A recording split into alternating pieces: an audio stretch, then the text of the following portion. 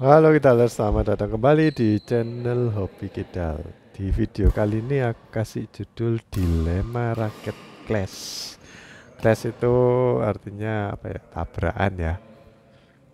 Jadi nanti ada yang raketnya tabrakan terus terus penyok atau patah frame-nya.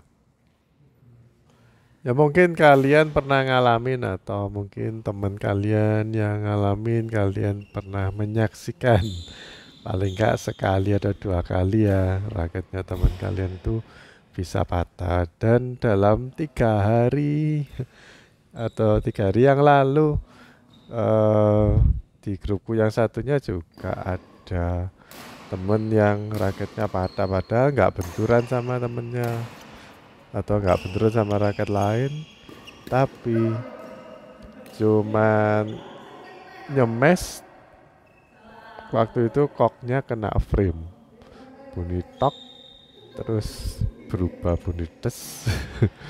Akhirnya setelah dilihat loh kok penyok, dan kebetulan dia pakai em, tarian senar 29. Terus karena nggak langsung digunting, tiba-tiba patah lagi di bagian bawahnya. Jadi 2 titik patahnya. Ya aku nggak tahu ya itu raket yang ori atau enggak, atau pernah tabrakan atau enggak. Tapi biasanya ya raket yang harganya 1 juta ke atas itu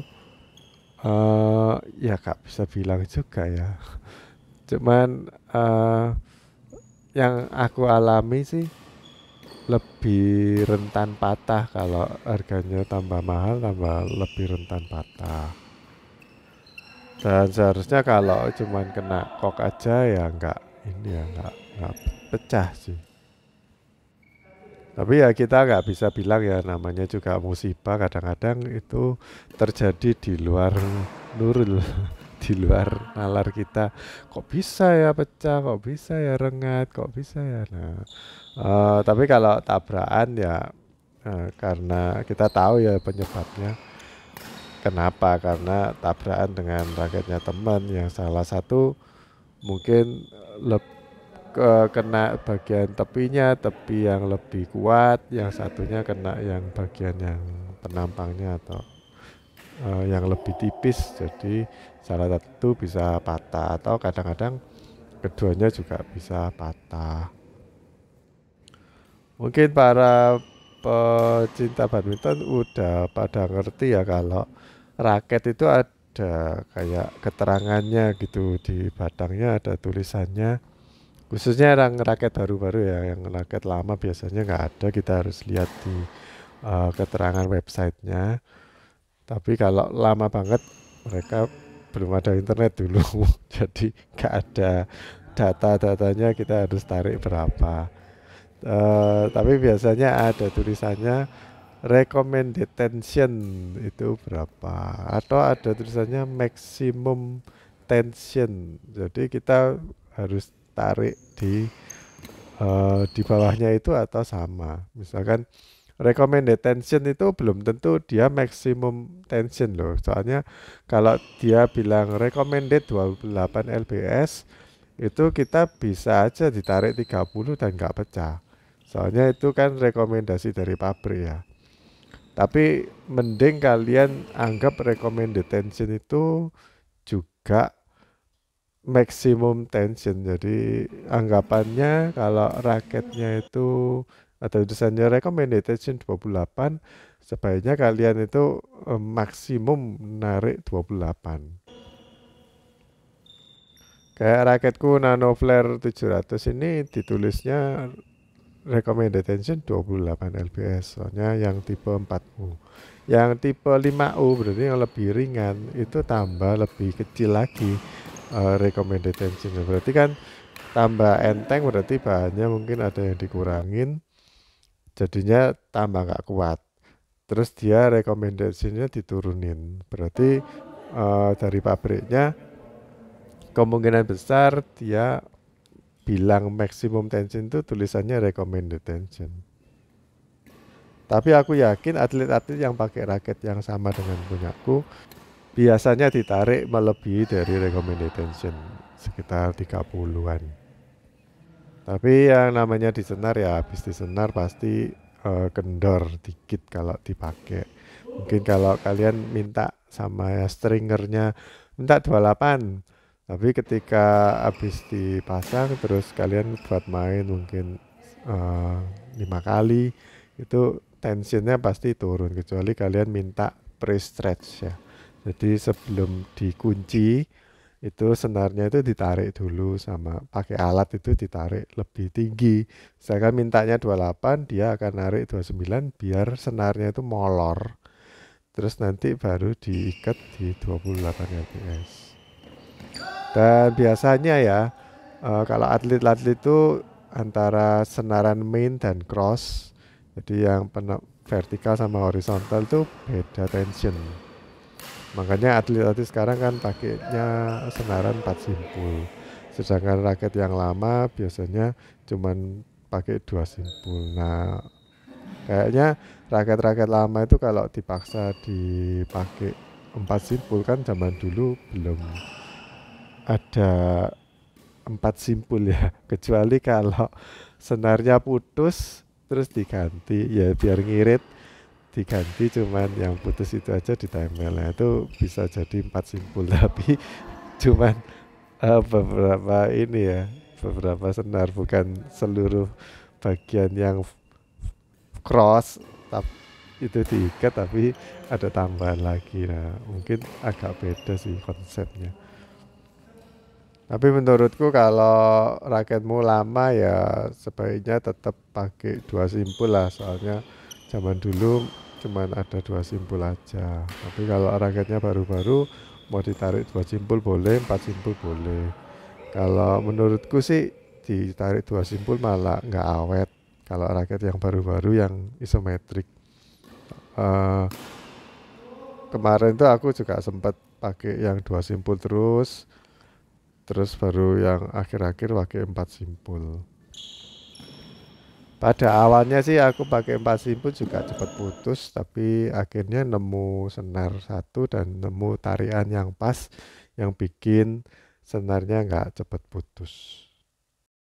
Ya kita bicara mengenai raket patah dulu ya.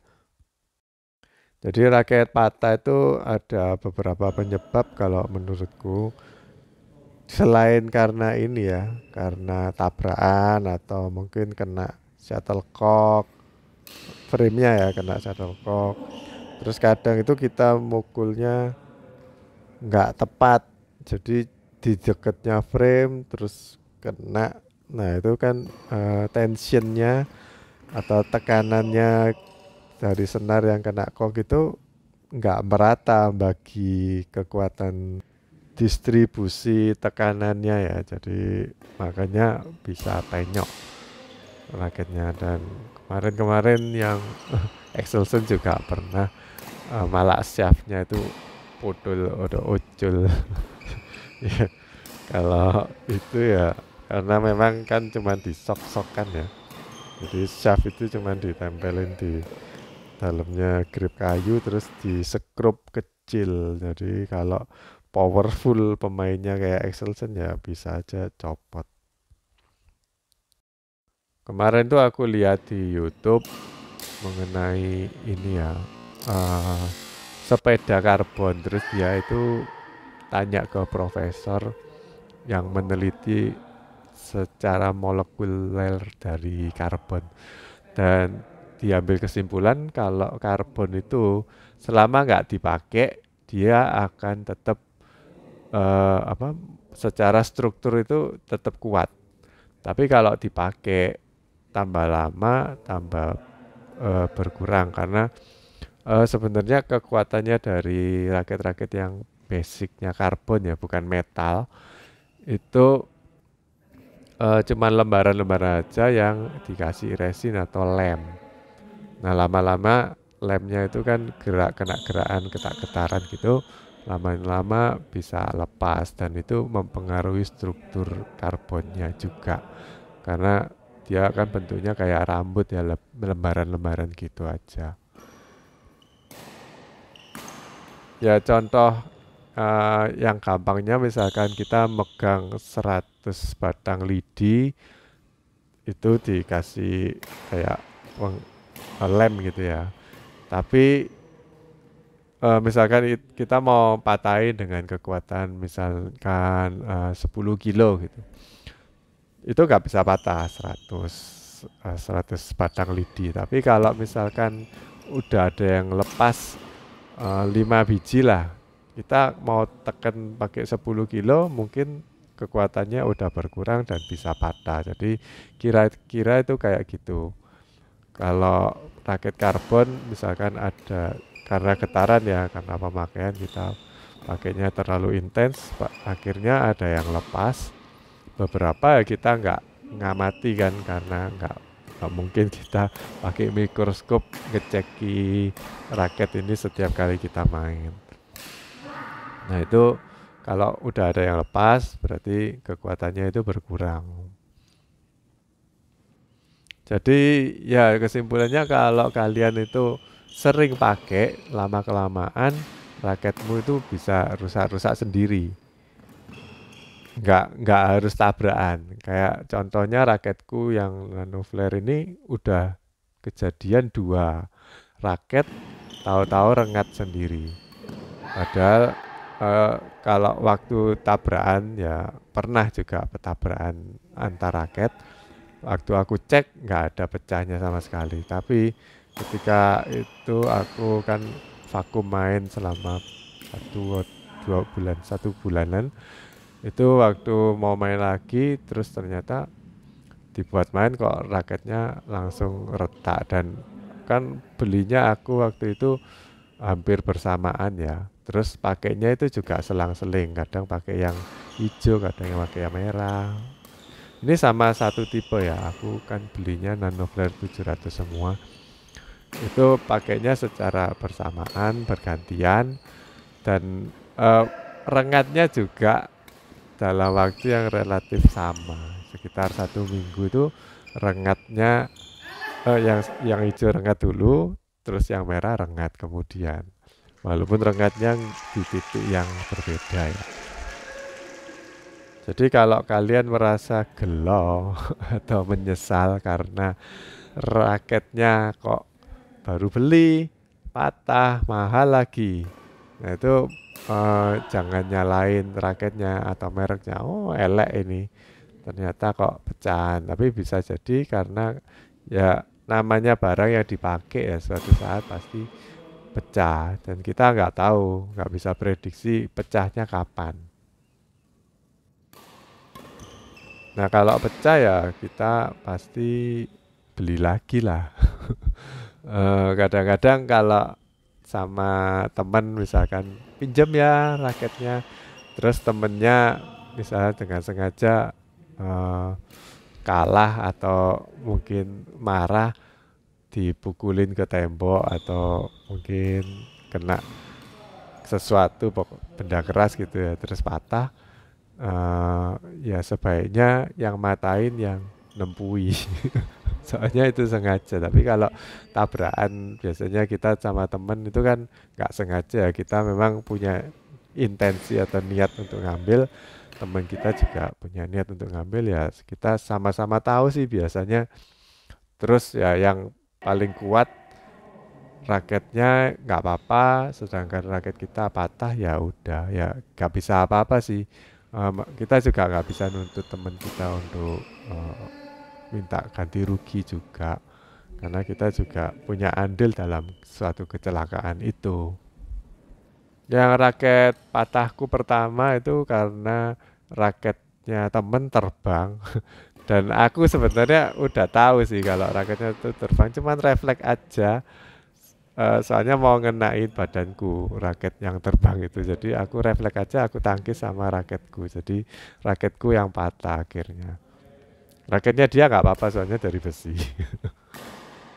Ya kalau temennya baik, ada sih teman baik yang patah karena aku juga ikut andil, terus kadang ada yang ngasih kayak dana, bantuan dana. Ini buat beli raket lagi atau oh udah tipenya apa nanti aku beliin. Jadi diganti. Ada sih ada teman yang kayak gitu juga. Ya tapi jarang. Biasanya sih kalau pecah apalagi yang mahal sekitar 1 juta ke atas, biasanya ya beli-beli sendiri itu dianggap kecelakaan. Yang nanggung ya yang punya raket itu sendiri. Nah, mari kita bahas mengenai dilema ya. Buat yang sering ganti-ganti raket, mungkin raket patah itu dianggap kayak ya udah, berarti aku wayahe ganti baru. Tapi yang bikin gelo atau nyesel itu kalau kita punya raket yang udah kadung cocok dan itu udah nemeni kita lama, kita cocok pakai itu. Terus kan nggak ada gantinya ya, soalnya udah nggak keluar lagi. Nah itu kita bingung. Wah ini habis ini bagaimana ya nanti permainanku jadi buruk. Aku sempat ngalami hal itu juga.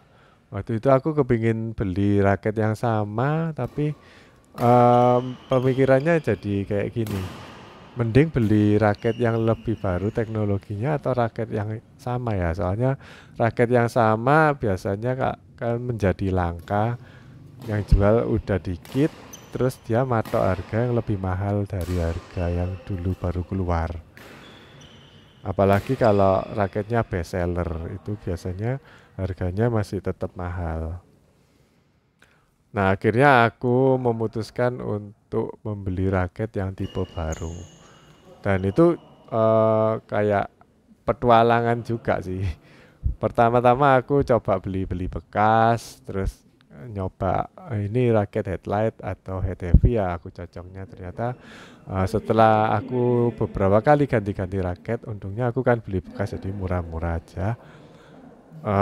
Aku menemui bahwa aku lebih cocok pakai raket yang even balance atau nggak head heavy dan nggak headlight. Nah dari situ aku mulai cari-cari raket yang even balance, yang sesuai, dan kebetulan aku nemu yang Nano Flare ini kok cocok. Jadinya kalau ada bekas lagi di market online, aku selama harganya cocok aku akan beli lagi gitu. Ya selama raketnya nggak pecah ya. Kadang bekas itu ada yang pecah, rengat. Yang mending nggak usah dibeli kalau pecah atau rengat. Tapi tidak menutup kemungkinan di kemudian hari kan teknologinya baru lagi. Jadi aku mungkin juga akan beli tipe lain yang lebih baru. Maksudnya kayak adiknya gitu. Kita kan nggak bisa pakai barang yang sama terus seumur hidup ya. Kadang-kadang kita harus menerima kenyataan juga. Lalu dilema yang kedua itu habis patah pasti kita kepikiran, waduh aku ini lagi gak punya uang, nanti aku gak bisa main ya. Tentunya kita pasti punya raket backup ya, raket yang lain, tapi gak terlalu cocok. Jadi kita ya harus membiasakan diri pakai raket yang lama itu yang gak enak ya, istilahnya gak enak. Tetap harus kita pakai selagi kita nabung untuk beli raket yang baru. Tapi habis kejadian pasti kita mikir, walaupun di sini Stanley habis tabrakan terus dipinjemin Willy ya karena Stanley nggak bawa raket lain. Pasti mikir, wah ini kok raketnya nggak biasa, ini aku gak enak. Habis permainan ini Stanley juga bilang ke aku gak biasa ini, wenteng banget atau ringan banget, soalnya raketnya yang dia pakai itu 2U beratnya, soalnya raket lama kan. Sedangkan yang Willy punya itu 5U. Dan itu perlu menurutku ya perlu banyak penyesuaian ya. Kalau 2U ganti 3U masih mirip-mirip, tapi kalau 2U diganti main pakai 5U pasti udah beda banget feelingnya. Terus selama bermain, waktu aku tahu kalau raketku rengat 2 lagi itu selama bermain aku berpikir, waduh kapan ya aku bisa beli raket baru lagi yang nanti mulai jajal lagi, beli ini nggak cocok, itu nggak cocok, itu kan makan biaya lebih banyak ya, soalnya nyari yang pas itu juga kadang-kadang, soalnya di Indonesia ini kan nggak ada produsen raket ngadain kayak roadshow, terus ini loh raket baru cobaan. Jadi kalau di luar negeri aku rasa ada. Jadi kita bisa coba dulu, sudah ada senarnya, terus kalau cocok nanti kita bisa beli. Tapi itu pun juga nggak semua merek kan. Jadi kita masih spekulasi dan cuman tipe-tipe yang baru yang biasanya kalau dibikinin roadshow kayak gitu biasanya harganya 2 juta ke atas. Ya itu pun seandainya ada roadshow kita juga mikir, wah ini raketnya enak sih tapi kok mahal. Nanti kalau pecah lagi gimana? Nah itu pemikiran-pemikiran kita yang kita seharusnya nggak pikirkan selagi kita bermain. Mikirnya nanti kalau setelah bermain. Sewaktu bermain kita harusnya lebih fokus. Apalagi kalau pertandingannya important ya. Itu membawa nama gereja atau membawa nama grup. Nah, itu mungkin lebih penting itu daripada mikirin raket. Ya aku bisa merasakan sih dilemanya dari Stanley. Sudah kepikiran ini nanti raketnya mau aku perbaiki atau nanti biayanya berapa ya. Nanti kalau beli lagi aku mesti siapin uang berapa. Sedangkan masih ada kayak tunggak-tunggakan atau ada kebutuhan lain yang perlu kita beli lebih penting ya. Tapi kok namanya musibah ya kita harus menerima sih. Di lain pihak kita pakai raket kepingin menangin permainan ini ya. Tapi kok raketnya yang dipinjemin nggak cocok, nah kita jadi tambah galau. Soalnya, waduh aku biasanya nyemes gini kok bagus, sekarang kok jadi kayak gini. Kalah, udah kalah, raketku patah. Nanti aku mesti beli lagi. Nah itu ada pemikiran-pemikiran yang seperti itu. Aku pernah ngalamin juga soalnya. Mungkin solusinya kita perlu pakai 5 tahapan menghadapi kedukaannya. Itu kan biasanya ada yang pertama itu shock, terus menolak atau nggak terima, terus marah, terus kayak mempertimbangkan, oh mungkin memang udah saatnya ya aku beli raket baru. Terus tambah depresi. Lama-lama jadi depresi, aduh raket baru nanti gak cocok, apa udah pikirin banyak, tambah depresi. Terus ya mungkin perlu beberapa waktu, pada akhirnya kita jadi menerima kenyataan. Ya mungkin ini yang terbaik, jadi aku harus menerima ya. Ya siapa tahu di kemudian hari kita beli raket yang benar-benar cocok, yang lebih enak dan lebih cocok daripada raket kita yang patah. Sedih sih pasti ya, kalau kita mengalami suatu musibah pasti sedih. Tapi ya namanya hidup, kita harus lanjutin hidup kita walaupun ada kejadian-kejadian yang tidak mengenakan atau kejadian yang mungkin traumatis ya. Tapi ya kita harus merelakan menerima dan mencoba untuk move on. Dan tempo hari temanku juga bilang yang penting itu sebenarnya bukan raketnya. Kadang kita nyalain, oh raketku ini memang gak enak, ini yang enak itu udah pecah. Sekarang raketku gak enak, aku pasti kalah. Nah itu kalau kita pemikirannya kayak gitu. Jadi di dunia ini kan ada yang namanya frekuensi. Jadi kalau otakmu udah mikirin kayak gitu, yang negatif-negatif, frekuensinya negatif, pasti jatuhnya nanti juga kalian kalah. Dan itu bukan karena raketnya, tapi karena pikiranmu sendiri. Selain skill ya, itu raket itu masalah nomor 2. Yang penting itu skillnya dan cara pola pikir kita. Jadi marilah kita mengolah pemikiran kita supaya frekuensinya itu positif terus. Ya mungkin ada kejadian-kejadian yang membuat kita terhambat, tapi kalau kita stay positif, tentu segala kebaikan akan datang kepada kita. Oke guys, gitu aja video kali ini. Semoga membantu. Jangan lupa like, subscribe, dan komen. Sampai jumpa di video berikutnya. Dadah.